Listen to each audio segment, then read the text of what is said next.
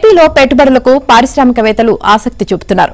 1,03,000 కోట్లకు పైగా పెట్టుబడులతో 83,436 మందికి ఉద్యోగాలు కల్పించే పెట్టుబడుల ప్రతిపాదనకు ప్రభుత్వ ప్రధాన కార్యదర్శి కె విజయానంద్ అధ్యక్షతన జరిగిన రాష్ట్ర స్థాయి పెట్టుబడుల ప్రోత్సాహక కమిటీ ఆమోదం తెలిపింది.